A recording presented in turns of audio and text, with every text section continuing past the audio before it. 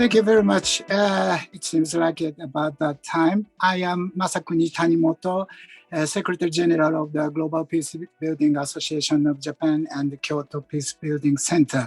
I declare the start of the seminar. I would like to invite Dr. Albenita Subhash to explain how the seminar will be carried out. Please, Albenita, please. It's a great pleasure for me to start this seminar and first explain to you that this seminar will consist of 3 parts. First, a presentation by Ambassador Takahiro Shinyo, who is going to talk to us about the primacy of peacemaking, how Kosovo crisis ended, and its lesson to the post-Corona conflict. Second part will be conducted by 3 panel discussants that will comment on Ambassador Shinyo's presentation. Thirdly, we will have a discussion session.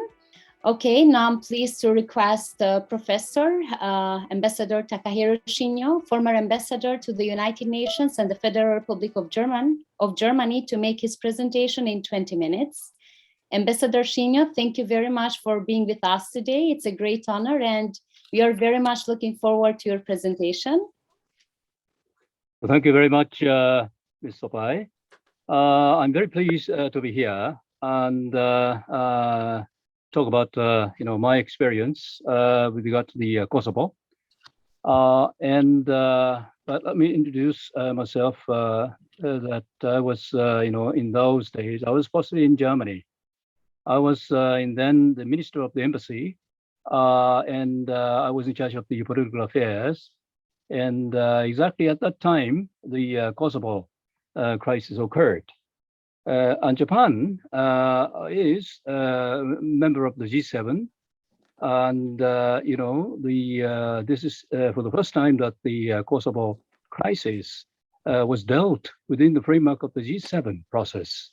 That is very, very unique, and never did I thought nor the other member of the G7 that the G7 will be taking up this issue. So I think I would like to explain, based on my experience, the story, what happened in those days, 1999. I'm sorry, 1998. No, 1998. I'm sorry. So I would like to, go back to that dating. It's still a bit long time ago, but I think you will perhaps understand how the primacy of peacemaking played an important role. So without ado, I would like to begin with my presentation. Okay, then the peace building is, of course, the process which is different from the post-conflict process or pre-conflict process. This is just mid-conflict process. When the conflict occurs, the peacemaking is going to take place.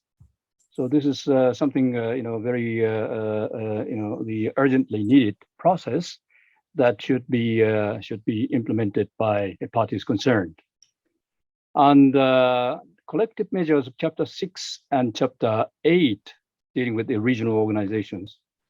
Those are the main organs or main measures which could be taken as a peace-making operation, which is very sophisticated than the Chapter 7 coercive measures.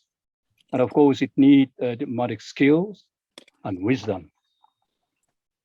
Now, so I have a little bit illustrated this way that from preventive diplomacy to mid-conflict phase, I think this is the phase exactly peacemaking is being done, is being implemented, mediation, arbitration, so on and so forth. And then if the the ceasefire or agreement has been established, agreed upon, then a post-conflict process of peacekeeping operation or post-conflict peace building process will begin. So I'm dealing just the mid-conflict or intra-conflict phase. well, this is the graph which shows how the conflict will emerge and end. So not just dealing with the only this curve, like a mountain, this phase. So I'm talking about Kosovo. Well, almost all know where Kosovo is, which is a part of the, which was, the past part of the, the former Yugoslavia. And I've been several times there. And I was also a little bit involved in the after conflict process in Kosovo, and also the economic rehabilitation process of Kosovo. I was a member of the Japanese government who was dispatched to this region, and consulting with the many people in Kosovo how to establish economic rehabilitation. And I think Japanese government has been doing a lot of the economic assistance after the conflict is over. So as you know that the mopping up operation began in 1998. It was February. Serbian, the security forces were, fighting or implementing mopping up operation there. It was a, large scale operation. And there was an incident like Gornje Obrin or Rajak, where I think so many bodies were found, and the people reported it could be genocide cases. And in those days, I think at that time, there was about 200,000 refugees outside of the Kosovo to the neighboring countries. And many internally displaced person was also reported.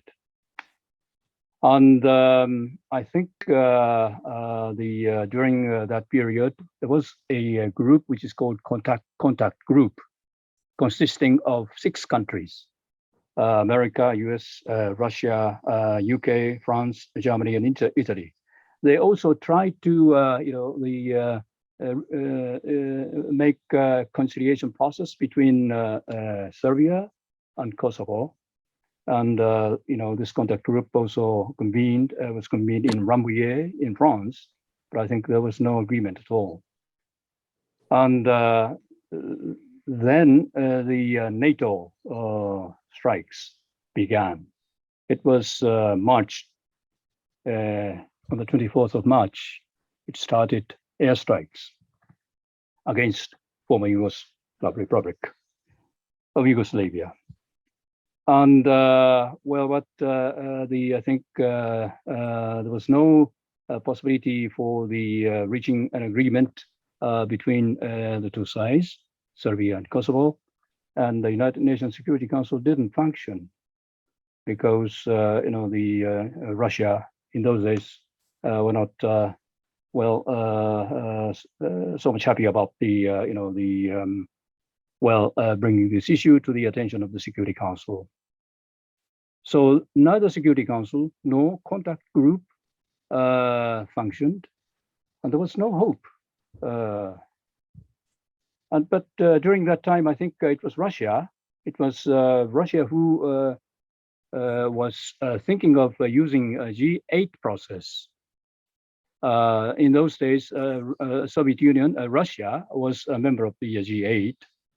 And so I think, Russia proposed to the president of the G8 foreign ministers, that was Foreign Minister Joschka Fischer of Germany. And Germany took this initiative up, and the Germany started the so-called G8 foreign ministers meeting process. Germany was present, as I said. So in any case, the G8 foreign ministers were meeting very frequently. But it started in Germany. It took place. It started in Dresden for the first time. I think it was not the foreign ministers meeting, but it was the political directors meeting. And then on May 6, foreign ministers gathered in Bonn, and then they agreed on 7 points agreement. And that was a breakthrough. The 7 points agreement, I don't want to go into detail, but wanted to emphasize the importance of the withdrawal of military, police, and paramilitary organization from Kosovo, and also the establishment of the international civilian security presence in Kosovo. And of course, the substantial autonomy will be given to the Kosovo, and also the after crisis is over, economic assistance would be given, and comprehensive approach to regional economic and development and stabilization was thought of. And based on these G8 foreign ministers' 7 points, it was quite remarkable that the G8 foreign ministers started to write or draft a Security Council resolution. It was also in Bonn and Cologne, was June 7 and 8th. Based on these 7 points, the foreign ministers, they gathered and discussed, more than 11 hours without having dinner, and then they focused on this issue and even drafted the draft for the Security Council resolution. It was very unique. And almost all points they have agreed in Bonn and Cologne. But the most important problem was the so-called sequence issue. Which comes first? What comes first? Because the Russia or Serbia wanted to, ask the NATO to stop bombing, but the NATO side asked the Serbian forces to withdraw. So which comes first? Which comes next? That was the problem of the sequence. But this problem of the sequence was very rapidly and also very well-conceived manner well resolved. That is to say that when the G8 foreign ministers agreed on 7 points and put these 7 points as a draft for UN Security Council resolution, then almost at the same time, on June 9, military and technology agreement was agreed upon in Kumanovo. It was in Macedonia, I suppose. And in Kumanovo, I think there was the Serbian people and also the NATO people. They sat together and then they agreed on the military and technology agreement that will regulate how the Serbian forces will withdraw. And almost at the same time, the next day, former Yugoslavia Republic of Yugoslavia, Serbia forces started withdrawal on June 10th. And then, having seen this, NATO suspended airstrikes on the same day, and the adoption of the Security Council took place almost at the same day, based on the 7 points agreement of the G8 foreign ministers. Well, and then on June 12, 2 days later, KFOR started, to deploy in Kosovo. This is the international military presence, and then it started to deploy in Kosovo. And then, having seen this, total withdrawal of the FRI, former Yugoslavia forces, began, and then NATO terminated airstrikes, June 20. So within 11 days, after the agreement by the G8 foreign ministers, the difficult crisis ended within 11 days. This is really nothing but a primacy of peacemaking process. Negotiation. That was, of course, very important. Okay, then this is the G8 foreign ministers agreement. I don't have to explain to you. Please And this is this explains the draft resolution of Kosovo. And this is exactly based on the G8 foreign ministers' 7 points agreement. The last point of the Security Council resolution, that is number 7. That means that after the crisis is over, a comprehensive approach to economic development and stability will be realized. And in this context, Japanese government proposed to have Kosovo supporting countries meeting. And the idea has been proposed by Japan. So this is the meaning that Japan was members, not only the members of the G8, but also contributed in this way, to the solution of the Kosovo crisis. Okay, and what is the lesson learned from the Kosovo crisis? Well, I think this could be perhaps called sui generis case. Not always is it impossible for countries, come to the conclusion like this. I think there has been lots of the elements. Well, as pre-elements, there has been, so to speak, medieval and what should I say, mediation efforts done by the many people, like the Mati Atisari or Chernomyrdin and so on and so forth, and also the meeting of the contact groups. So many things were implemented earlier. So that was the basis upon which the G8 foreign ministers were able to agree. So in that sense, I think this was a sui generis, very unique case. Number 2 is the primacy of inclusive politics. Well, in this G8 foreign ministers process, nobody was excluded. As supporter of Serbia, Russia was very concerned, and the G8 member countries didn't exclude Russia from this process, or they have been actively cooperated with the Russia, and Russia played a very important role. So inclusive politics is very important. Number 3 is the politics of profession, politics as profession. Well, this is the word of the Max Weber, and there was no benign neglect on the side of the G8 foreign ministers, no other countries.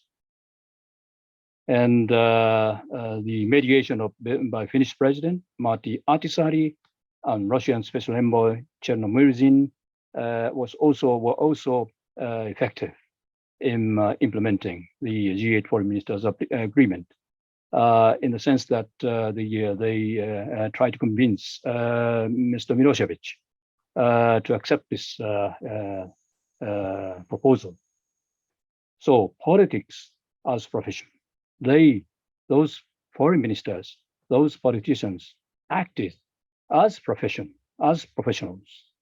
Without this, I think it was not possible for agreement to be reached. And number 4, this is also very important, no appeasement against dictatorship. It was said that Milosevic was one of the last dictators in Europe. And we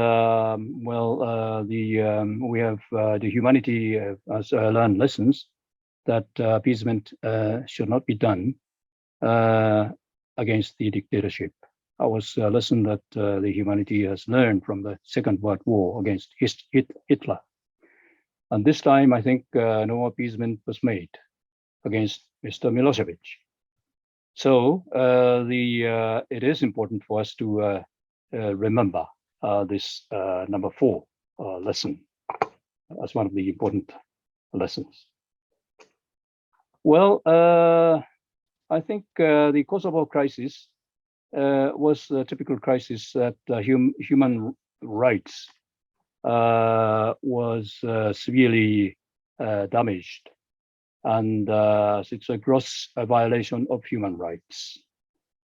So I think it was necessary for the humanity or the international community to protect the people there in Kosovo. But how? There was no concept of the R2P in those days. It was 1999. There was no concept. And there was only the concept of humanitarian intervention. But there has been lots of discussions on the humanitarian intervention. After all, the airstrikes, which was begun by NATO, didn't have any legal background. Namely, it is not based on the Security Council resolution, nor it was based on the Article 5 of the NATO treaty, collective right of self-defense. So there was no legal background. So very strictly speaking, sensu stricto, it was not legal, but seen from the humanitarian reason, it was legitimate. So it was illegal, but legitimate case. So it is very, very unique case either. And in order to save so many lives in Kosovo, I think there was no other way than to use the airstrikes. And but of course, still people are discussing even today on the legality of these airstrikes. Be that as it may, today I think we have the concept of the R2P, which was agreed upon on the 60th anniversary of the United Nations, United Nations and General Assembly at the level of the heads of government agreed on the R2P. So we have now R2P concept, but of course it is very important. It is not easy. R2P must be implemented in accordance with the resolution to be adopted in Security Council. And so I think even today, R2P could not be used for in a frequent manner. The case of the so I'd like to draw attention based on these lessons that we have learned from the Kosovo. I would like to think a little bit on the other case, like the case of Myanmar nowadays. Is it possible for international community to, be active and able to solve this crisis? Well, this crisis is involving also the humanitarian issues. There are more than 800 people killed by the military of the Myanmar, Tetmadu. And so I think we can say that this is the humanitarian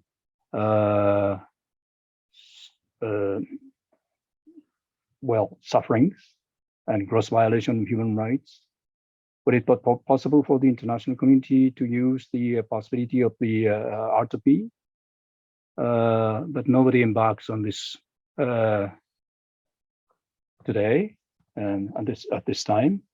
There was only economic sanctions resolution on the what should I say, resolution on the asking for the economic sanction, which is drafted in the General Assembly, but General Assembly resolution does not have any binding effect.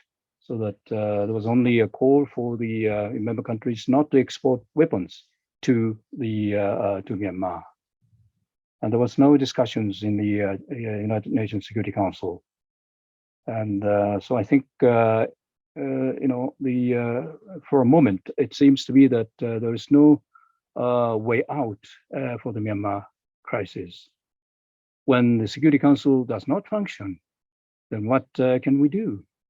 Well, there is the possibility of the Uniting for Peace resolution, but I think it is very difficult to use this possibility because we need 2/3 majority of the members of the General Assembly, which is very, huge. And I really don't know whether, this Uniting for Peace resolution will have any effect. And number two is the, collective engagement ASEAN countries. ASEAN has already decided to, intervene, appointing the special envoy, but not yet done. Not yet done. This promise has not yet being implemented. There was only a visit of the ASEAN Secretariat or Brunei, foreign minister there, and so I think the process is very slow, and it doesn't seem to be the case that the special envoy will be appointed to deal with the Myanmar's military junta government. So I think we cannot waste any time just waiting for the ASEAN process to work. Well, then what is the other option? The other option is maybe the peace process by the countries concerned, namely the either G7 countries this time, since Russia is not anymore in the G8 or G7 process. So G7 plus something possibility, or the shall we establish a contact group like the case of the Kosovo, 6 countries in case of Kosovo. So we establish 6 or 7 countries, just like the case of the Iran. I think there was also the contact group which has negotiated with Iran. So maybe why not establishing contact group?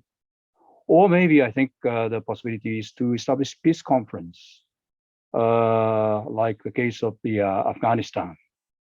I think there might be a couple of the possibilities, but the problem is who is going to take initiative to organize this. And number 2 is that as the lesson learned from the case of Kosovo, inclusive process is very important. So we should not exclude China, nor India, nor Thailand, nor Russia. We should not, exclude those very influential countries which have great impact on the Myanmar. So we should how to get involved, how to have the involvement of those countries. I think it is not easy to do this, but I think at some point we need this kind of the process, inclusive process. When is the UN engagement possible, or is it not possible? I think in case of the Myanmar, the Ambassador Bergner, Special Envoy, is doing a lot of things. We pay tribute, of course, her engagement, but I think it doesn't seem to be the case that the Myanmar will be coming to this, the process of reconciliation or solving the problem through the UN engagement. So I think we should perhaps involve the member countries first before the UN will be coming. And if the member countries can find somehow the way out, then they will be perhaps agreeing on the process. And then at this point, the UN engagement could be seen, like the Kosovo case. So I would like to finish at this point, and thank you very much for your attention. Thank you very much, Ambassador Shinyo, for your very insightful presentation. Akashi, former Under Secretary General of the United Nations and Special Representative of the Secretary General for... I think he has presented a very comprehensive, very clear-cut features of the Kosovo crisis and how it was resolved. I think, in my opinion, the solution number 4 for Myanmar, which Dr. Shinyo suggested, might be something which is very worthwhile for us all to explore with regard to Myanmar. I am reminded of the beginning of peacekeeping in Cambodia in 1992. In February 92, Security Council decided that the actual peacekeeping by the UN force should begin in Cambodia at that time. But the basic structure for peace in Cambodia had been decided in October 1991 in Paris at a peace conference in which United Nations was present by Secretary General himself. 5 permanent members of the Security Council were all present, and all ASEAN countries at that time, it was a smaller ASEAN than it is today, but all ASEAN countries are present. But in addition, other significant Asian countries were also invited and present. India, Japan, Australia, etc. So you had the UN, you had permanent members of the Security Council, and you had all significant regional powers. China and Russia were there by virtue of their permanent membership, so they did not have to be invited. And so they all got together, and actually preparations and all diplomatic discussions which had taken place prior to 91 culmination in Paris of the peace agreement had taken place over 3 years. So in the case of Myanmar, let's not give up that, with time-consuming consultations and discussions and negotiations, we might try initially to create this general political framework in which all countries who have the eagerness to participate can do so and can contribute their ideas and subsequently their support. And so, you see, of course, things could have been done at the United Nations, behind the scenes, behind the Security Council chamber. But that is done all the time. And so I think Dr. Shinyo's today's presentation with regard to Kosovo showed that there's something unique about each conflict, each situation, but there's some commonness in the approaches as well as in the structure which we might make use of. So let's not give up. And I think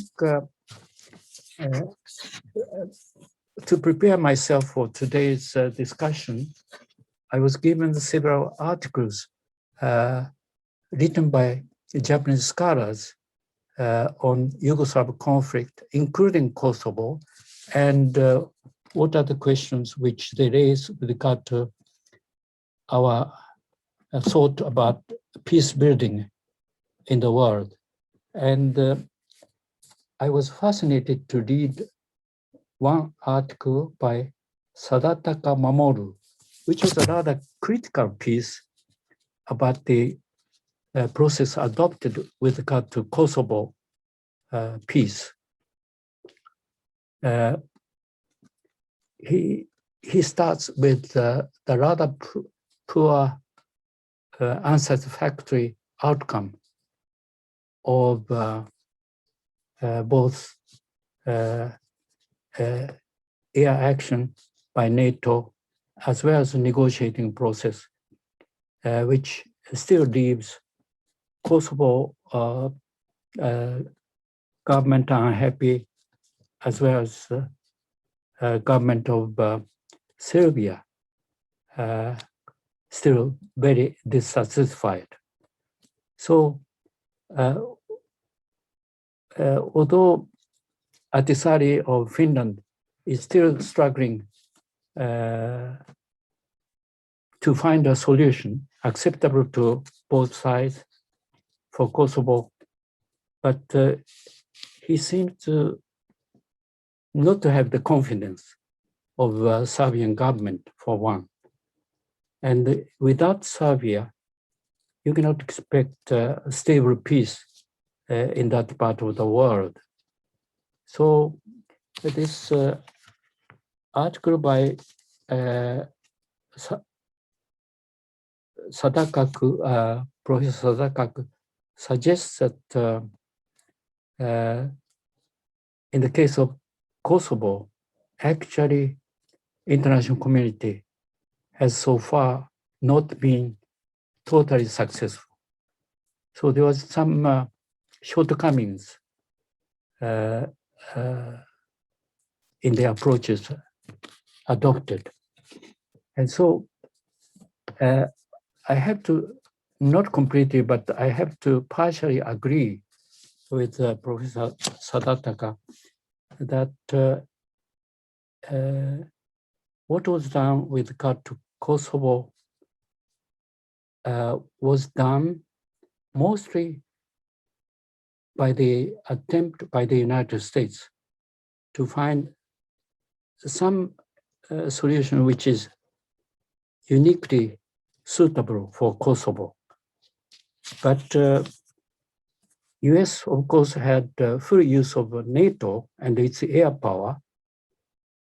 But what was done on the ground was not very satisfactory from political, psychological, emotional, and other points of view. So Professor Sadataka says that in the case of Kosovo, peace-building efforts were with very serious shortcomings. And I do not know, but as you know, the unhappiness of the United States and others in the post-Cold War period, which started with rather hopeful, expectant atmosphere at the United Nations and elsewhere. The trouble started with Somalia, in which 18 American Marines were brutally killed by IDID faction in Somalia. And then there was a case of Rwanda, in which very significant number of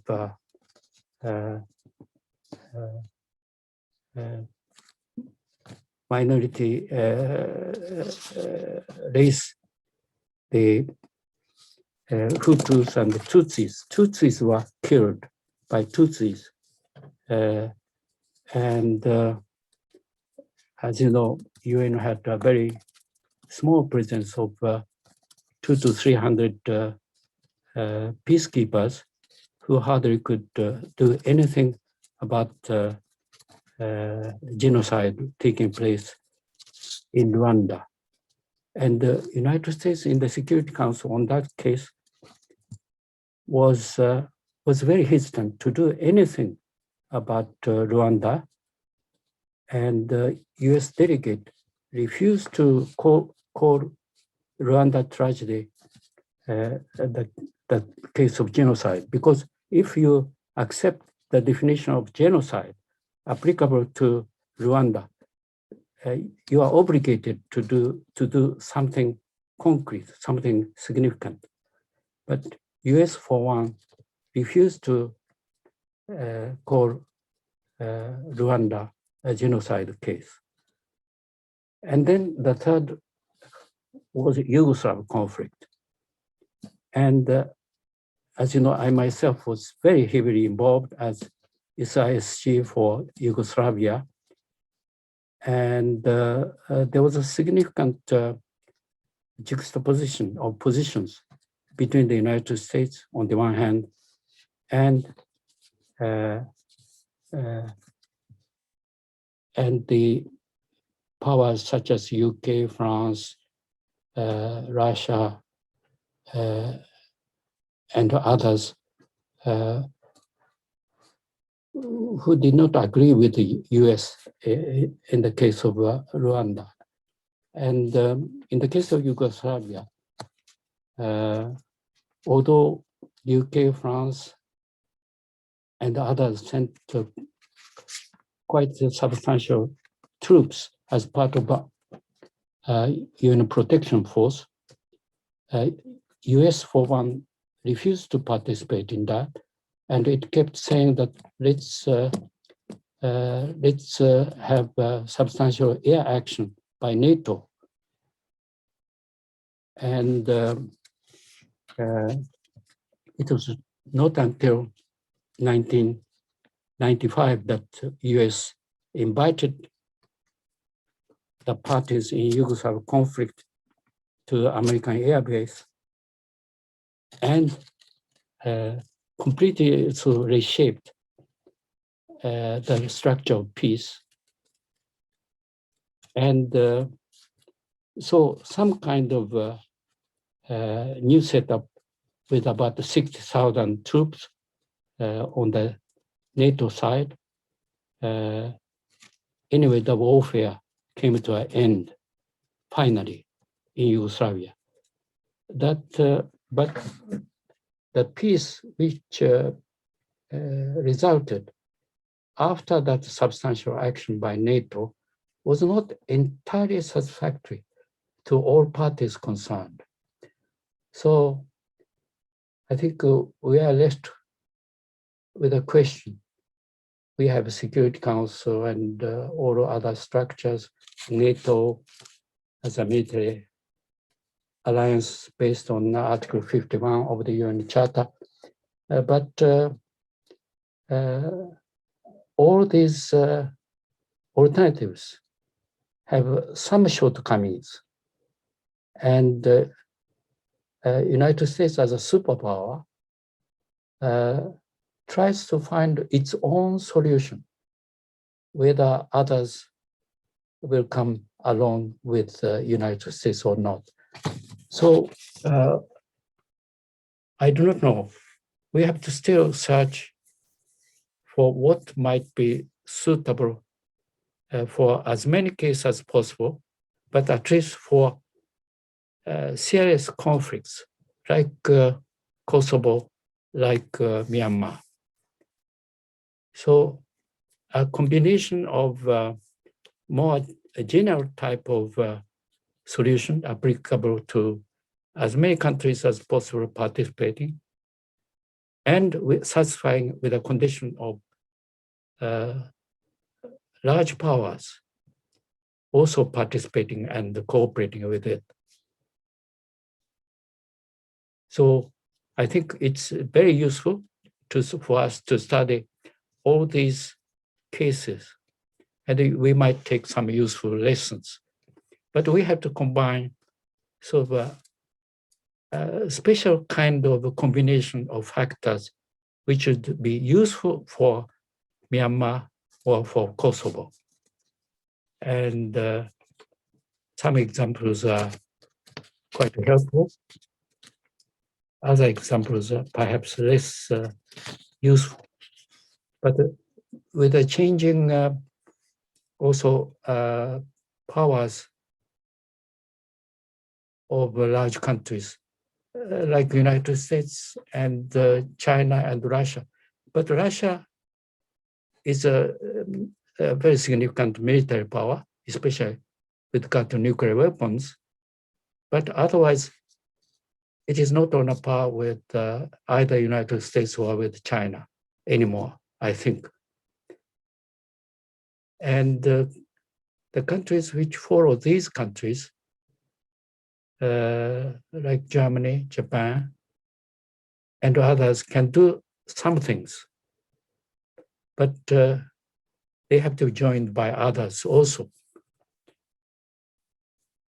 So I think Dr. Shinyo has shown us a very clear characteristics of the Kosovo situation and how it was resolved. But there could have been other types of approaches to Kosovo. I think that for former Yugoslavia, as you know, some are already part of European Union, but others like Serbia is still out. And part of Bosnia is part of the federation, so-called federation. But there's a significant part occupied by Islamic community is not part of that federation. So here again, instability is still latent, if not present, in that part of the world. So I have no answers to these questions. I'm just throwing these points to you, to your great wisdom. But we have to think hard as to how better we can cope with these conflicts and the shape of post-Cold War conflicts are that they are not international conflicts, typically. They are more domestic than international in the kinds of problems they present.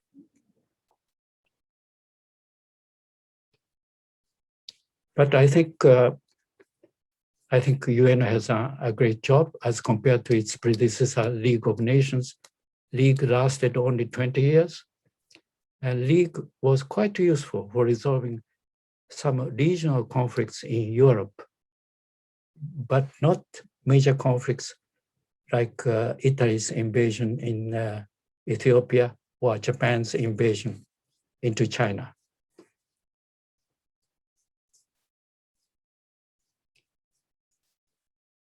So UN has been in existence for 75 years or 76 years now. It is useful for finding some community of thinking or action with regard to environment, for instance, with regard to nuclear disarmament to some extent, because United States and Russia have, you may not appreciate it particularly, but we have to recognize that more than 2/3 of their existing nuclear weapons have been discarded by Russia and the United States together. And the challenge now is how we bring China and later other nuclear powers to join that. So I will stop here. Of directors of the Academic Council on the United Nations System. And last but not least, Professor Shinhwa Lee, President of the Korean Academic Council on the United Nations System and Professor of Political Science and International Relations of Korea University. Before I give the floor to Mr. Miskovic, I would like to inform the commentators that each of you have 8 to 10 minutes. Please note that the seminar is also recorded and will be published at our official website. And of course, there will be a short summary or report following. May I now invite Mr. Miskovic to give his comments? Thank you very much for giving me the screen, as it were, and of course for the kind invitation to participate in such a distinguished panel. My experience, such as it is based on the fact that I served as senior advisor to the foreign minister of Serbia, Vuk Jeremic, between 2007 and 2012. And before that, as special advisor to the first democratically elected president of Serbia, Boris Tadic, between 2004 and 2007. But also due to my current role as professor of practice teaching contemporary geopolitics at ADA University in Baku, in Azerbaijan. So I intend to speak, I intend to keep to the limit, and I will try to be as concrete as possible. Now, let me begin by a quick follow-up to what Ambassador Akashi said in quoting an article by a Japanese professor whose name I did not catch. The first time Marty Ahtisaari came to Belgrade after being appointed by the United Nations, he asked for, by the UN Secretary General, he asked Ahtisaari, apologies, asked for a separate tete-a-tete meetings with both President Tadic, my boss, and Prime Minister Koštunica after these sort of broader, more formal meetings. And he told both of them the following. I'm basically quoting. I want you to know at the onset, so there is no misunderstanding, that I am here to deliver Kosovo's independence. So this was late 2005 or early 2006. I can't remember exactly. Clearly, he was not taking his real marching orders from the United Nations Secretary General, who after all had appointed him. Now, in any event, the title of our discussion today is The Primacy of Peacekeeping, How Kosovo Crisis Ended and Its Lessons to the Post-Corona Conflicts. I would like to begin by disputing the premise of part of the title of today's events. I don't believe the Kosovo crisis has ended. And the reason is simple. The underlying dispute between Serbs and Albanians, or more specifically, between Serbia as a member state of the United Nations and the province's ethnic Albanian secessionists, has not been resolved in a mutually accepted fashion. Of course, there's no armed conflict at present, but the question of status remains open. Not just in the sense that Belgrade and Pristina have not yet come to an agreement, but in the sense that the issue that began with the involvement of the Security Council, this is how it got internationalized, or at least legalized, the internationalism got legalized. The issue remains open. So let's just go through the list quickly. NATO does not think the crisis has ended. Otherwise, it would not have troops on the ground there. It would not be protecting, still today, after more than 20 years, Serbian holy sites. And there would, of course, be no reason not to take steps towards making Kosovo a member of NATO or even Partnership for Peace. Now, take a look at NATO's official website. It refers to its peacekeeping operation in Kosovo, KFOR it's called. I quote from it. The operation derives its mandate from UN Security Council Resolution 1244 and the Kumanovo Military Technical Agreement between NATO, the Federal Republic of Yugoslavia, and Serbia. End quote. By NATO's own words, these two documents, which were mentioned by Ambassador Chignon in his remarks, constitute the legal basis of its presence in the province. Oh, and by the way, the NATO troop presence in Kosovo has lasted longer than it will have lasted in Afghanistan. Next, the EU. The other major organization headquartered in Brussels also does not think the crisis has ended. Otherwise, it would treat Kosovo like a country, which it does not. And of course, there would be no need for the EU to mediate the negotiation process under UN auspices. There was a resolution in the General Assembly that is both technical and even now political in nature. And of course, the UN system does not think that the crisis has ended. Not just the Security Council, but the system as a whole. Otherwise, Kosovo would have applied for and been granted membership in the organization and in its most important specialized agencies and programs and so forth, like UNESCO.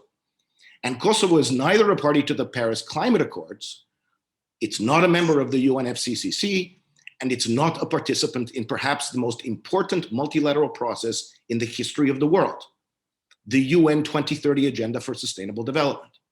It is literally absent from what is arguably humanity's most ambitious and transformative agenda ever devised. And the same is true with respect to the OSCE and the Council of Europe, the flagship organizations of the international system and of the European security and human rights architecture. No Kosovo. Or to be more accurate, the OSCE and the Council of Europe are involved in Kosovo, just like the UN and NATO and lots of others, but Kosovo is not involved in the OSCE and the Council of Europe and NATO and the UN and so on. And even the great powers that have regretfully recognized Prishtina's UDI, the United States and Japan and France and Germany and the UK and so on, would not, I think, be willing to say that the Kosovo crisis has truly ended. If we were, say, to compare it to another crisis that involved the ethnic cleansing of hundreds of thousands of Serbs, say the Croatian crisis, or even Bosnia or Macedonia, these crises, although these are a bit more ambiguous, but still. Now, what is interesting is that virtually no country anywhere in the world that has an active boundary dispute or fears or even anticipates the possibility of a secessionist uprising down the road has recognized Prishtina's UDI. Not particularly random list would include Russia, China, Spain, Cyprus, Iran, Iraq, Ethiopia, Romania, Morocco, and of course, Georgia and Ukraine and Moldova and Myanmar and Cambodia, countries that previous speakers mentioned. And the most ethnically diverse countries on the planet, the Democratic Republic of Congo, South Africa and India and Indonesia, and interestingly, both Armenia and Azerbaijan. Now, the Armenia and Azerbaijan case is interesting because it speaks directly to two other components of the title of today's event: the primacy of peacekeeping and lessons to the post-corona conflicts. Now, last year, Armenia and Azerbaijan fought a war, a real war, whose root cause was the status of the former autonomous province of Nagorno-Karabakh. The ethnic Armenian secessionist authorities unilaterally declared independence from Azerbaijan in the context of the breakup of the Soviet Union. At the time, Azerbaijan was a failing state. There was an outside intervention by neighboring Armenia and Soviet and then Russian forces. There was no Security Council resolution authorizing this intervention. In fact, there were 4 resolutions reaffirming the territorial integrity of Azerbaijan and its sovereignty over the secessionist region, and these resolutions also called on the forces of occupation to withdraw from the territories. Now, thanks to Russian mediation, a ceasefire was agreed in '94. In the interim, various international organizations tried, not very successfully, to mediate the dispute to achieve a mutually agreed solution. And yet the occupation continued unabated. There were no consequences for no compliance.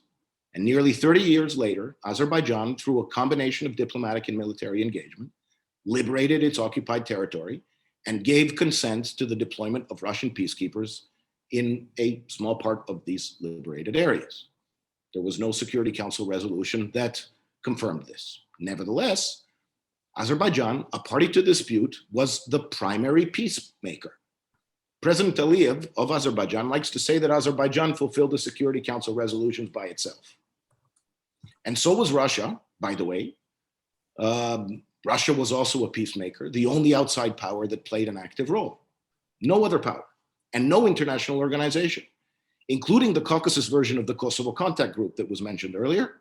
It's called the OSCE Minsk Group Co-Chairs, which consists of the United States and France and Russia. Of course, we've already heard voices saying that this was a unique case, that it's sui generis. And a lot of the people saying this are also the ones who said the same thing about Kosovo. Now, I think that we can draw some important lessons from this in the context of looking ahead to the post-coronavirus conflicts. And we can do so by contrasting the geopolitical circumstances between then and now. So first, what's euphemistically called the Kosovo humanitarian intervention took place at the height of the unipolar era. American hegemony was at its peak. Arguably, no great power in the history of the world dominated any international order so completely as did then the United States, and with the help of its allies. And one could say that this was also a sui generis situation, to come back to the term. Now, the point is that this unipolar era began to unravel, as it happens, in the same year as Prishtina's UDI. The push for international recognition of Prishtina's UDI may very well represent the last chapter, the last gasp of the unipolar era. Okay, so we can point to 2 later events in 2008, both of which took place in the 3rd quarter of the year. So August 2008, Russian-Georgia conflict, the Kremlin's correct judgment that the West could not make a credible attempt to prevent or reverse it because it would mean going to war with Russia. The second event came not even 2 months later when Lehman Brothers went into bankruptcy. And then this cascaded into a collapse of Western stock markets and the onset of a global financial recession. We all know the story. The cardinal point is that during this period, that this period represents, in my view, the moment in which the credibility of the West, of Western hegemony, cracked on two critical fronts: great power politics and international economics. And it called into question, in a fundamental way, the Western claim to primacy, to hegemony in global leadership, which rested on predictability, on prosperity, and what has been called a monopoly on patronage. So, two facts serve to illustrate the weight of this moment. Remedial efforts to overcome the effects of the economic crash couldn't have succeeded without significant non-Western participation, which was unprecedented. And second, the criteria for membership in the new institutional arrangements, the G20, did not involve having liberal democracy as a form of government. Now, the pandemic, of course, has entrenched all of this. And I know I'm running out of time, so I will be quick. We find ourselves today living in what Ian Bremmer has called the G0 world, right? Which is when you don't have a single country or a block of countries that have the political and economic leverage or the will to drive a truly international agenda. And the ultimate lesson here, as we look beyond the corona pandemic and figure out how to reconstitute the international order, is to understand that as opposed to this period between 89 and 2008, history really never ends. Power politics never go away, and no nation's boundaries have ever been set in stone by mere incantations and the sprinkling of some kind of magical power on the atlas of the world. My point is that the old rules and the old expectations and the old power relationships that applied in the unipolar era are on their way to obsolescence. And in part, this is due to the fact that the world's major powers some of the world's major powers are becoming increasingly detached from the Western liberal democratic model without any remorse or embarrassment. And by the way, two of the most powerful happen to be Japan's neighbors. Now, the rules were written a long time ago, and today's geopolitical realities are vastly different than they were when those rules were written. Now, to conclude, all of this does not necessarily mean that the Kosovo crisis will not be resolved on terms favorable to Pristina, because the regime headed by Serbia's corrupt and tyrannical president is so vulnerable to blackmail and to other forms of external pressure that he may still see it in his personal interest to yield. And if this means being left, especially if this means being left alone to continue to pillage and to ravage the country for his own benefit and all that. And there are many on both sides of the Atlantic that are happy to make this deal, because it would mean, of course, that the question of the European integration of the Western Balkans would be put on hold. Now, I've gone on for too long and I apologize. One more point, a reply to a point that Ambassador Shinyo made concerning the legitimacy of the NATO humanitarian intervention. I agree that it was illegal, of course, but on the question of legitimacy, let me say the following. The NATO bombing didn't stop the humanitarian disaster that affected maybe even 1 million Kosovo Albanian civilians. It actually got worse, much worse, once the bombing began. And the subsequent deployment of KFOR troops didn't stop the ethnic cleansing of at least 100,000 Kosovo Serb civilians. And as we all know, most have not been allowed to exercise their right of return, whereas most Kosovo Albanians have been able to return. So thank you very much. It's an honor to participate in such a distinguished panel. And thank you once again for the invitation. Thank you very much, Mr. Miskovic, for your contribution. Now, if I may ask Professor Shinwali to give her comments. Thank you. Thank you for inviting me to this interesting and good meeting.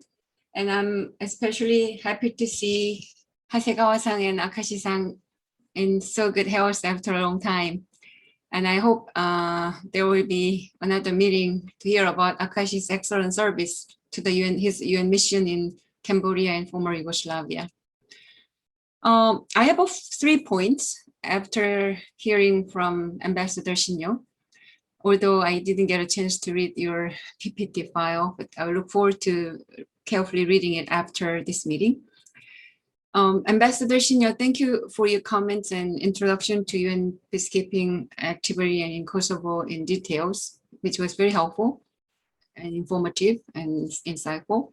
In particular, I agree on the importance of human rights and the role of the UN in civilian protection, which later became known as R2P.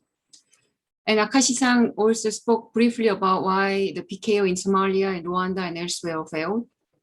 And listening to Akashi's just brief comment on why thinking and action to do so is important is I fully agree with that.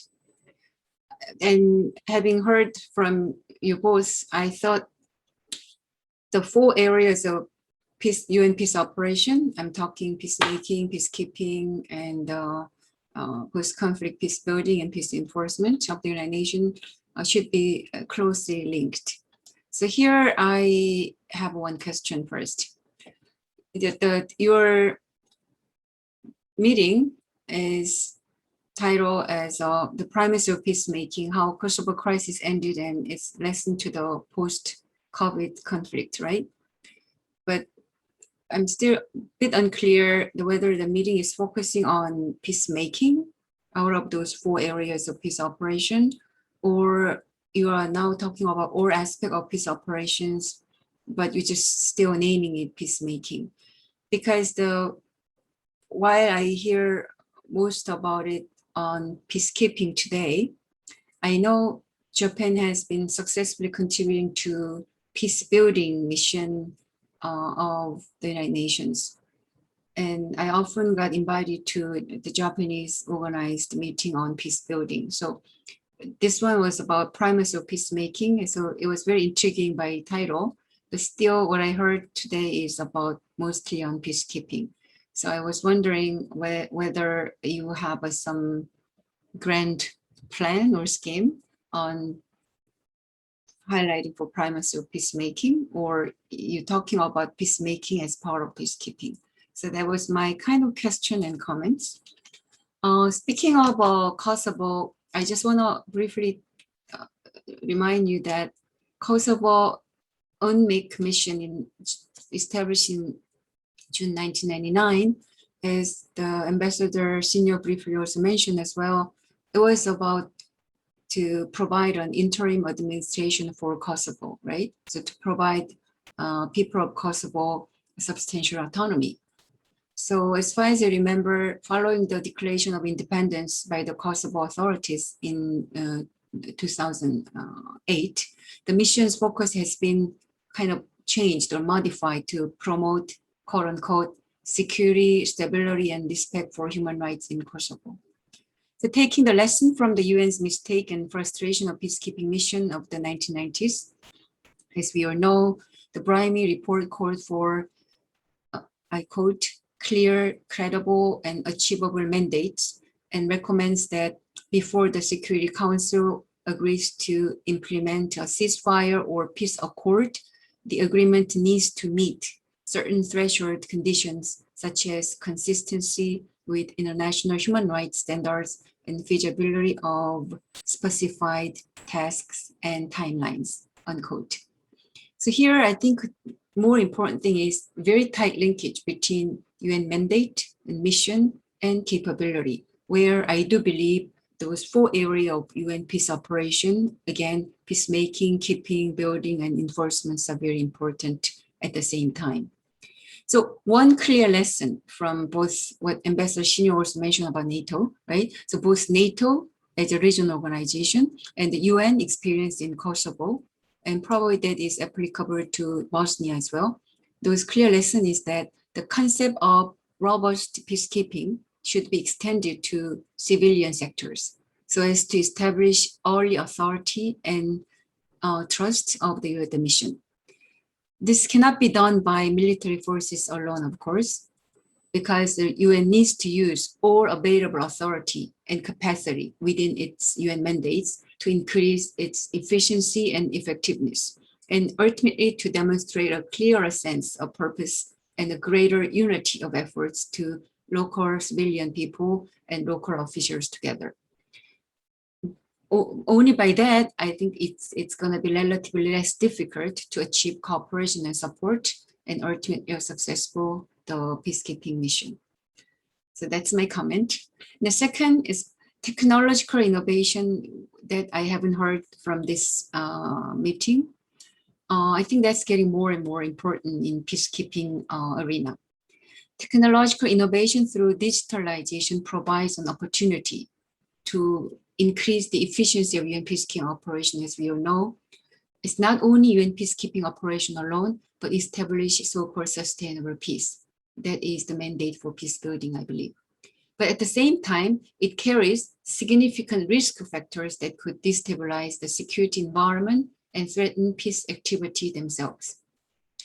One of my former PhD student, Dr. Ha Kyung-seok, was talking that in 2015, when discussions on the introduction of digital technology expanded in earnest at the UN Special Committee on Peacekeeping, called C34, expressed serious opposition to information gathering using digital technology, especially non-aligned movement countries and Russia. While the use of digital technology in PKO has been recognized by the EU and other Western countries as a means of increasing the efficiency of peace operation and increasing the viability of dispatch personnel, it is seen as an attempt by Western nations to intervene in civil war. As emerged in the Syrian civil war currently, advances in detection technology and military intervention for effective peacekeeping could be a dilemma that could easily target and increase civilian casualties. So the UN PKO minister meeting, which will be postponed from this May to December in Seoul, will highlight the technology and medical sector. So it is hoped that this dilemma will be discussed at this meeting in terms of humanitarian aspect of technological development and application in peacekeeping activities. My last point is about the somehow linked with your conference meeting title, post-corona conflict. Criticism continues that the UN Security Council has failed to do much in response to the spread of the COVID-19. This is in contrast to the UN's active engagement in 2013 to 15, when the WHO failed to respond appropriately in accordance with the IHR 2025 in the event of the Ebola crisis. At that time, the UN Resolution 2177 defines the Ebola crisis as a threat to peace and security of the international community and calls for a consistent response from the international community. Then Secretary General Ban Ki-moon led UN Ebola Response Mission and UN Ebola Response Trust Fund have been set up. The UN system has provided the necessary platform at the time for international cooperation and supplementing the leadership vacuum of WHO. However, for now, the fierce US-China confrontation in the midst of COVID has prevented the Security Council's chairman's statement or resolution, which is usually agreed upon or announced in the event of an international crisis, from being properly implemented. UN Secretary General Guterres has set up a $1 billion UN Response and Recovery Fund and is trying to appeal to the international community for supporting developing countries that will be affected by the pandemic. But the rate of funding is very low. As COVID-19 almost halted the UN headquarters function, and all meetings, including Security Council's meeting, have been replaced by video conferences. The UN's traditional negotiation mechanism, which coordinates differences among member states and draws resolution and decision, is not working properly. The full-scale spread of COVID-19 in developing countries is likely to threaten key UN field functions such as peacekeeping, humanitarian aid, development. In this case, the relevance and legitimacy of the UN as a universal international organization itself could be a problem. Paradoxically, the US Biden administration emphasizes alliance and multilateral cooperation, and China also puts multilateralism at the forefront, which tends to use multilateralism as part of the hegemonic race and increasing its side. Instead, true multilateralism and multilateralist platform through international organizations such as the UN face the risk of further decline in usefulness. The UN system is an irreplaceable global public good, and if international trust and support for it is shaken, the vicious cycle of infectious disease, underdevelopment, human rights violation, and violent conflict will further worsen. In this sense, I think the focus of the UN mission, promoting security, stability, and respect for human rights in Kosovo, give us an important reminder of what UN should do in response to not only international violent conflict, but also humanitarian crisis in the wake of a kind of pandemic crisis like what we are facing now. So I stop here, but just if you allow me to give me 1 more minute. Aside from the UN issue, Korean scholars and experts are holding several meetings now for future-oriented global cooperation between Korea and Japan, since we are having a very hard time, right? So in the era of the US-China hegemony competition, it would be great if Asian countries, including South Korea and Japan, could create opportunity and fund to share writing books on peacekeeping activities for regional and global peacemaking. I think that will be the wonderful opportunity. And I think this kind of meeting will be the very beginning to carve out that kind of efforts together. So hopefully we can do something together later on. But thank you again. Thank you very much to the previous speakers as well. Now, without further ado, I would like to give the floor to Dr. Hasegawa that will be moderating the open discussion. Dr. Hasegawa, the floor is yours.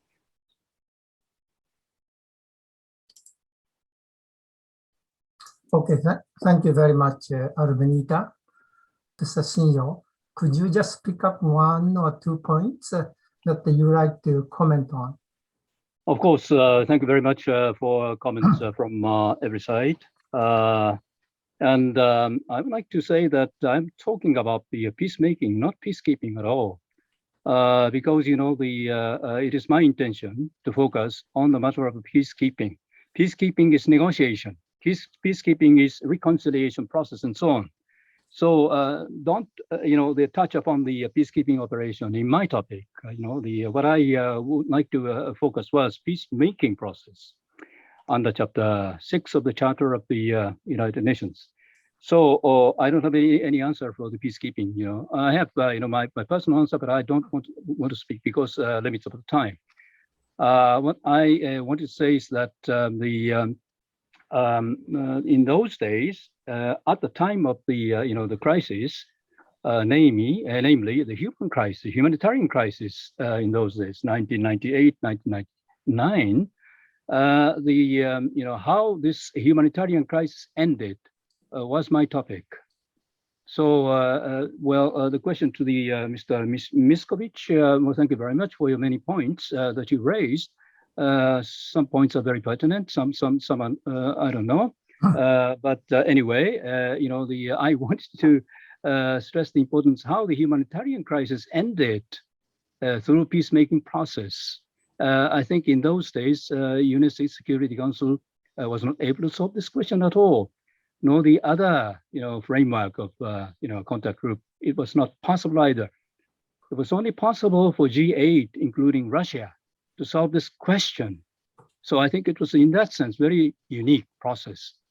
And, you know, this has, well, you know, factually ended the bombing and also the, you know, the occupation of you know, Kosovo through the Yugoslav army. I think it came to stop. So I wanted to explain the process, how it stopped. With regard to the problem of the you know, status of Kosovo, well, I think it is far beyond my capacity to discuss. Maybe I think you are right. But you know, this is the problem that should be discussed in a peaceful manner between the you know, the countries concerned. First and foremost, of course, between Serbia and Kosovo, through peaceful means, through talks, through the you know, the peaceful you know, the manner.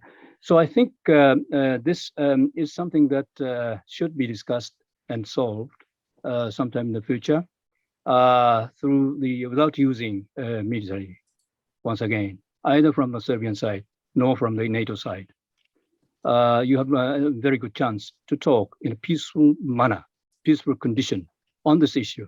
This is the way how the you know, the democratic countries like Serbia like Kosovo, must must use this. So I would like to encourage, of course, these countries to come together. And if you need, of course, the interlocutor, then you have lots of interlocutors. And so that not to stick into the very narrow points on both sides. Maybe I think it would be worthwhile having another, I don't know, session of the contact group, or another session of the a collective talk, if you don't come to the bilateral talks between Kosovo and Serbia. Well, as for the mission of the UN AMIC, whether it has changed or not, I think it was a question of the Xinhua Li, Professor Xinhua Li. I think the mission of the AMIC was, of course, to preserve stability, keep stability, and also to manage the autonomous status of the Kosovo. I think that's all. But the things evolved later on, after the ceasefire of NATO. So I think it was an evolutionary process, and I think that the Security Council resolution was not changed to adapt to the new situation.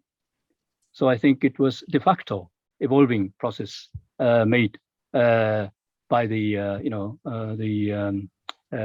concerned or like-minded countries. And but how many countries? 110, 13 countries agreed to the independency of the Kosovo, and the rest of the countries are not. So I think it is a continuous process that should be discussed in the framework of the United Nations. Okay, now floor is open, and I think to give as many people as opportunity to speak, I think you raise your hand, and I see Mr. Mizuno and Mr. Popovsky. And, thank you. Go ahead, you have 3 minutes. Yes, thank you very much. I was a former Asahi Shimbun correspondent who covered the Kosovo crisis from Washington, D.C. And I really wish we could have Richard Holbrooke here to discuss together about this process, because he was a person who actually hammered out the Dayton process, and he was a person to negotiate Milosevic at the time of the Lambrier. So with this apart, I just have a question to Professor Sinyo. Your analogy of a process of Kosovo to Rohingya is excellent, and I'm really thinking of that parallel.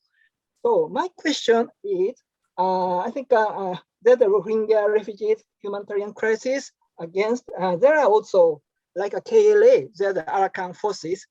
So do you agree, if the powers, international powers agree to humanitarian intervention now, do you agree to separation of a Rohingya state vis-a-vis Federation of Burma? That's my question to Ambassador Sinyo. Yeah, very good. I think it's very concrete, and thank you. I'll come back to Professor Sinyo for that. And yes, Veselin, please, Professor Popovsky. Thank you very much, Suki, and thank you, Ambassador Shinyo, for your excellent presentation. I cannot agree more with all your points, and it's very balanced and assessment about what happened back then, and the comparison with Myanmar, as everybody agrees, it's quite useful to learn the lesson. Let me add one lesson to the list you made.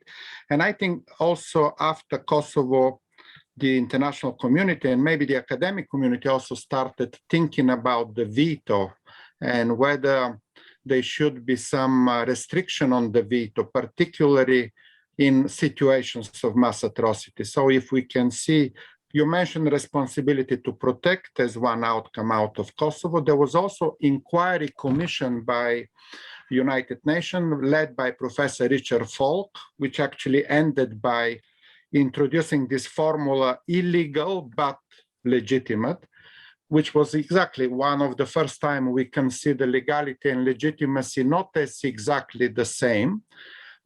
We wrote a book, by the way, with Richard Falk called Legality and Legitimacy in Global Affairs, trying to find exactly what are the points of disconnections. And in fact, we can think of legality as very black and white before the use of force. We say it's either legal or illegal. There is no middle ground. But when we talk about legitimacy, it's more judgment after rather than before.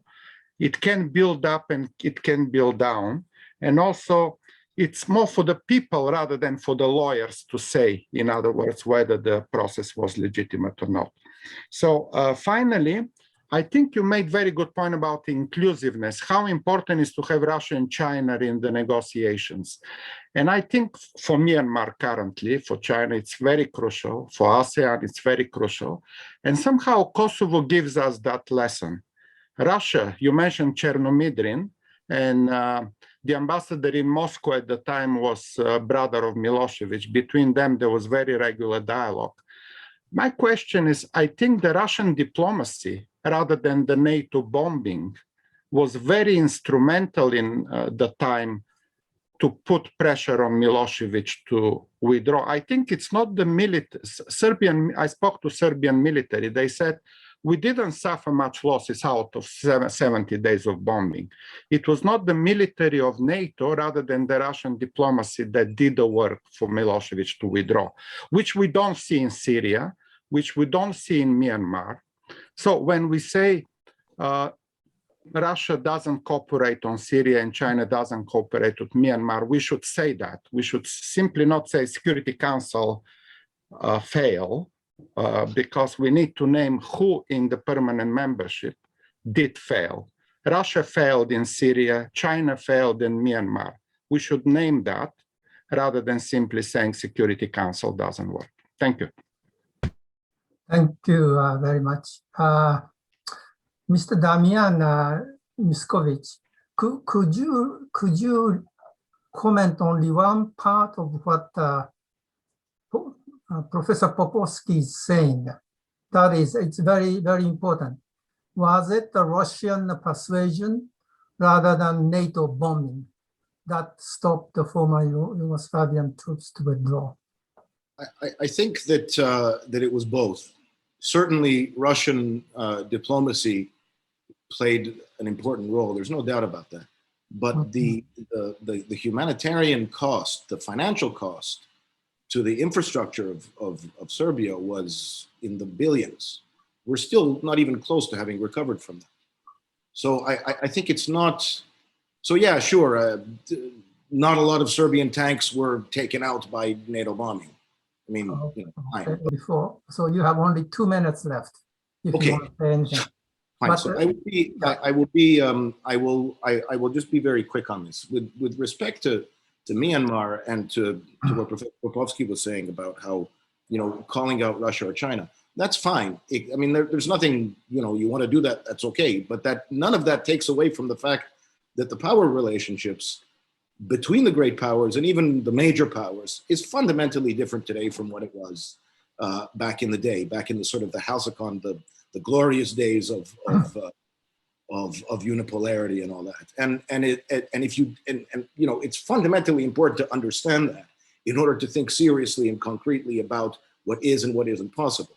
The idea of the Security Council being actively involved today in peacemaking is very different from how it was in the 1990s.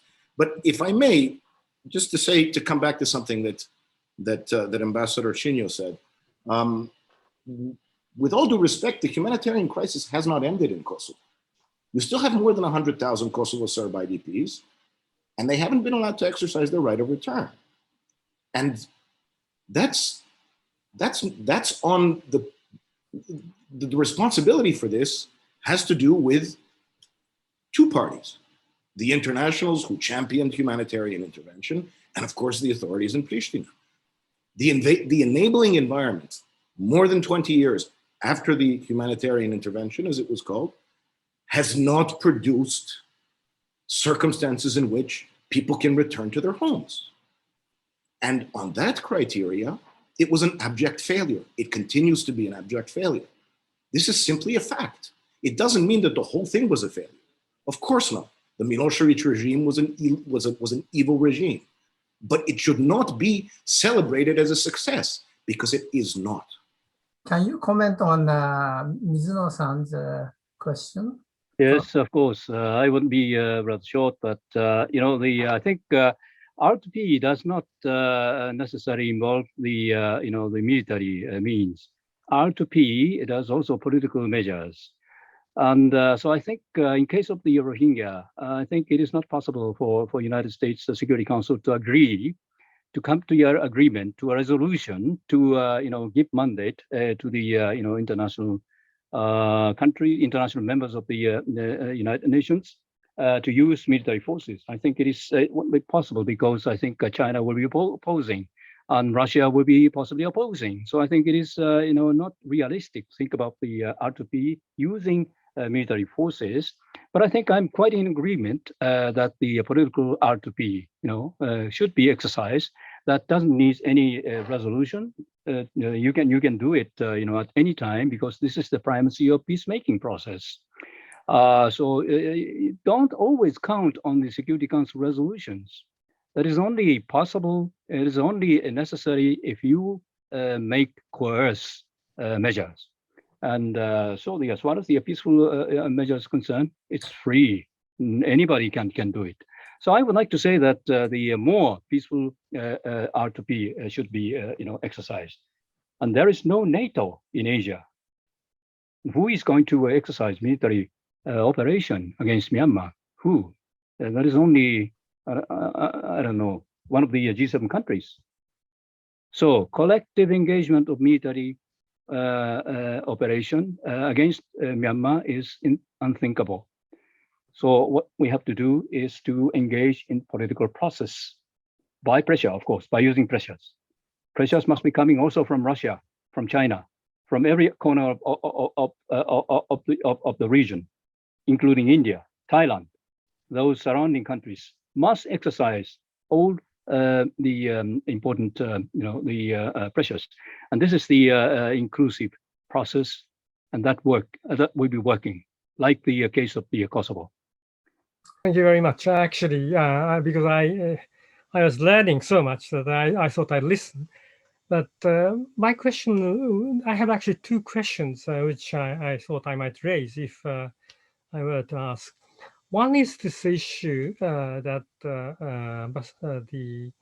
Akashi also touched upon about the process itself. And if you look back now, whether there had been a slightly better process by, for instance, involving the Islamic factor. And I think that's an interesting thing to say, because I think people talk about inclusiveness, but what inclusiveness and on whose side do you really judge the inclusiveness from? And I think maybe this is an important lesson that will have to be learned when, for instance, when we look at the situation like in Afghanistan for the future, when the peace talks actually begin to start. You know that I was SSG there. The other question that I would like to ask is the issue that Professor Miskovich has been raising about the change of the international community's power configurations and how it might affect the peacemaking process.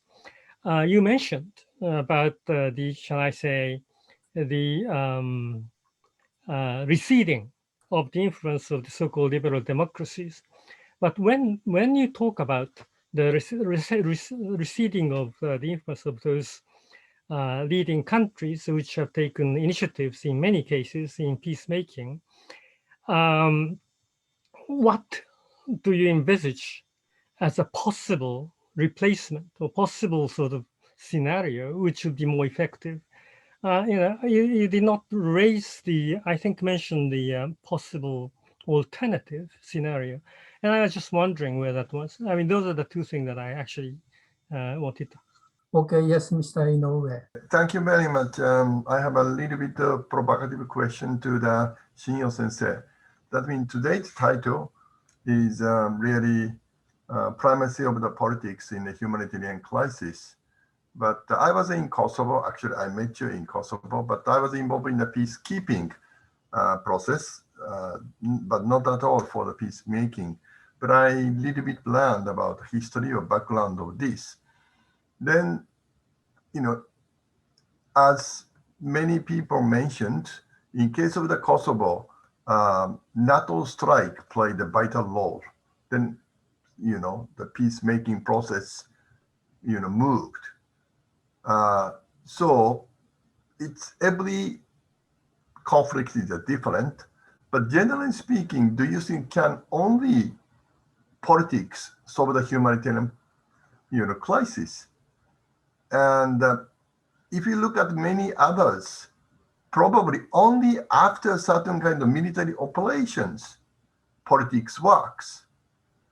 And otherwise, if you look at the current Myanmar, I don't know what will happen, or bigger case, or any other conflict, or others, for example, extreme case like Xinjiang Uyghur problem. It's a big humanitarian crisis, but no one can do it because China has a big military power. So my feeling is, yes, politics is important, but it can work only after certain kind of military operations. Is there any humanitarian crisis which can be solved only non-military operations? I think at this point, Akashi Sensei also mentioned it's a very complex, but I really want to know, completely without using military power, can we solve the humanitarian crisis? Thank you. Yes, please, Mr. Akashi.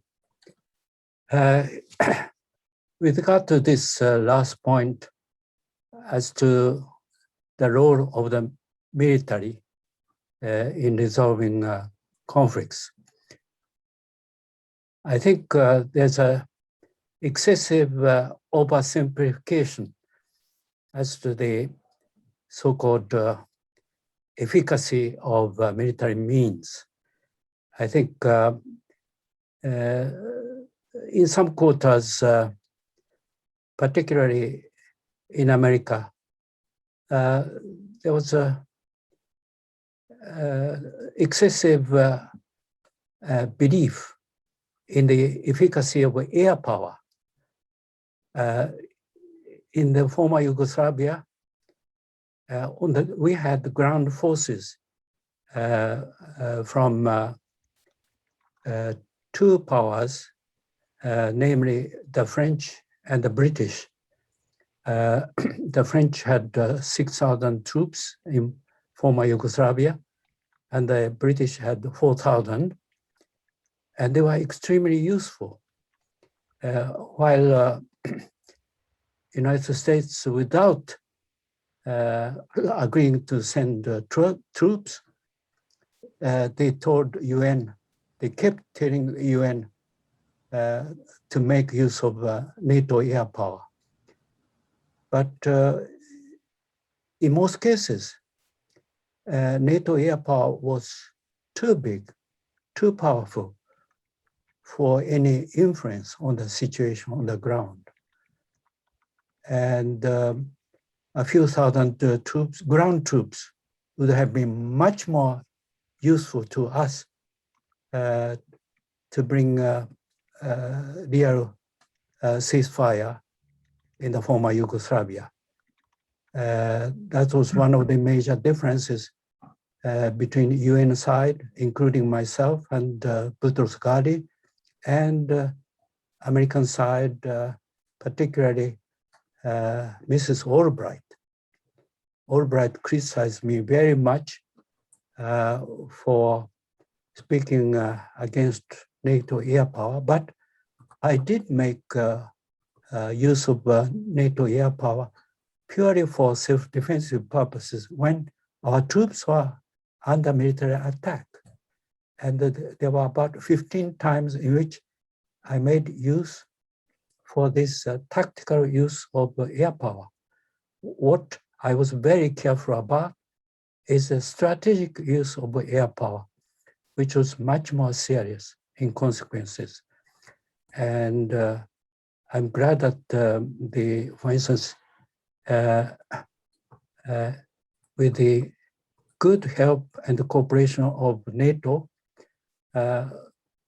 we resolved the crisis over Sarajevo in February 92. As you know, there was an open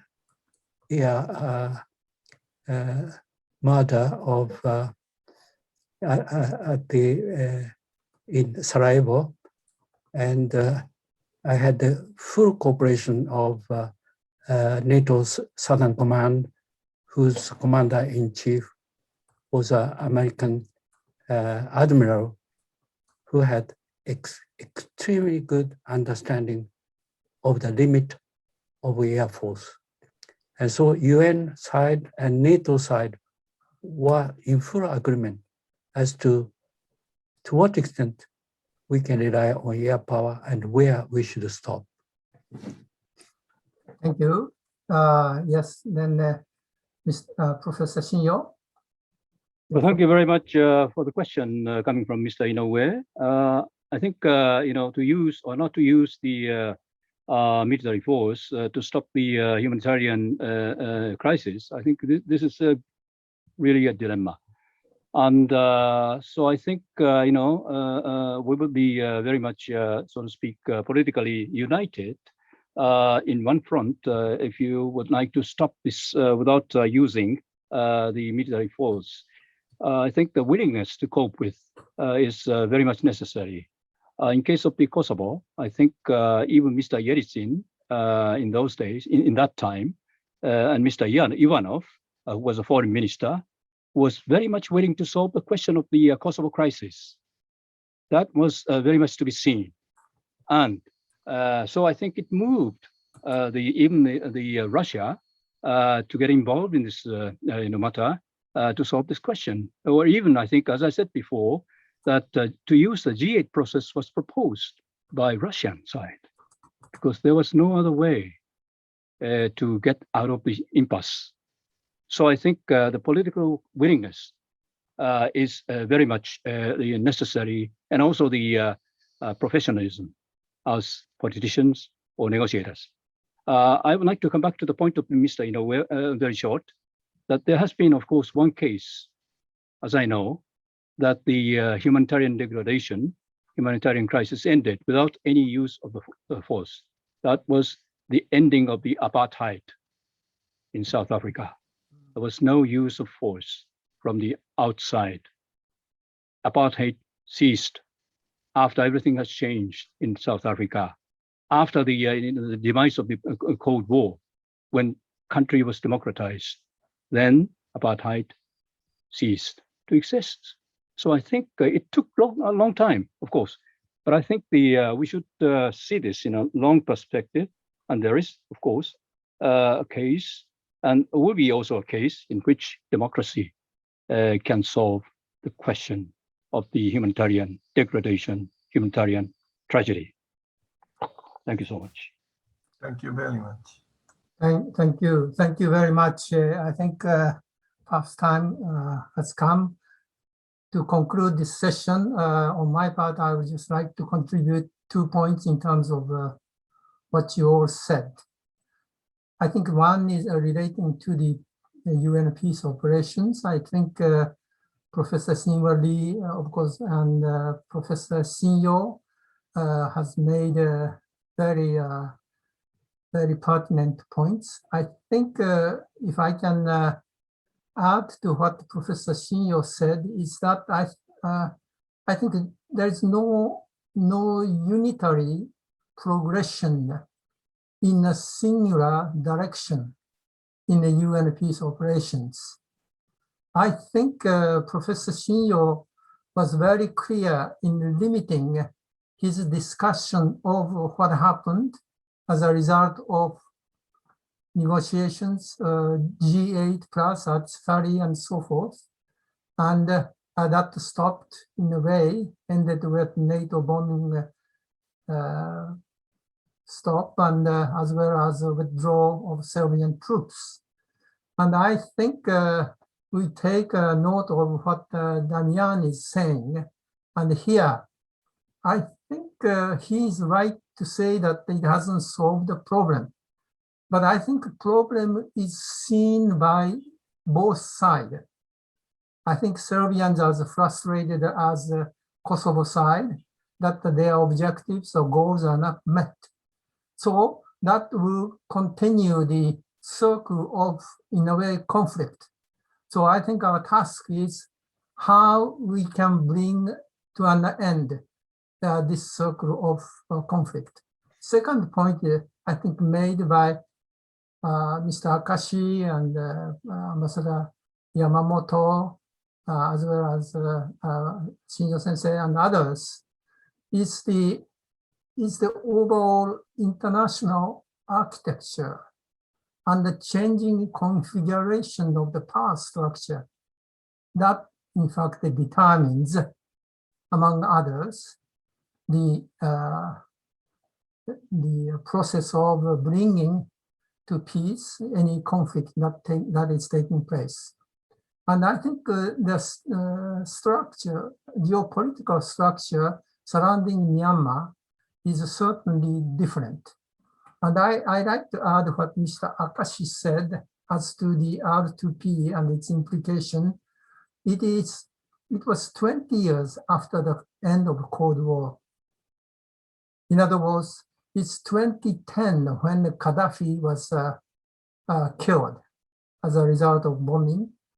And I think that turned around the international sort of configuration of power structure. I think the Putin and others decided that that should never happen again. So it's a changing overall structure, and I think Mizuno-san and Inoue-san and others said that R2P can be exercised or not.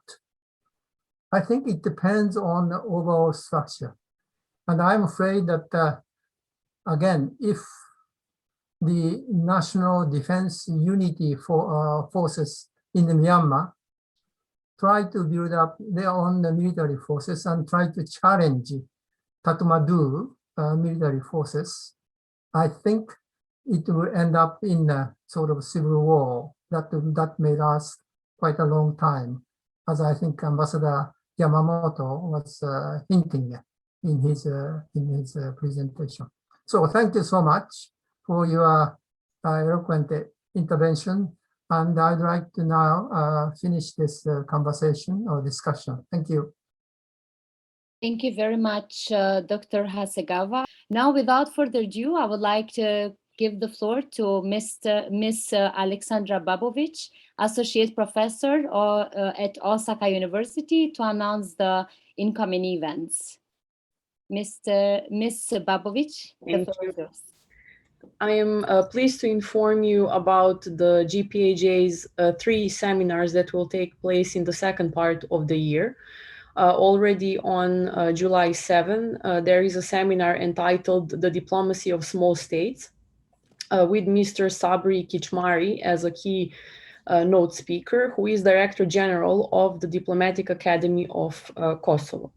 The next, please look at, not to take more time, please look at the website for more information. And the following 2 events will take place in August or September. So the seminar entitled Peace Process in Afghanistan with Ambassador Tadamichi Yamamoto, who is former Special Representative of Secretary General of UN Assistant Mission to Afghanistan, UNAMA.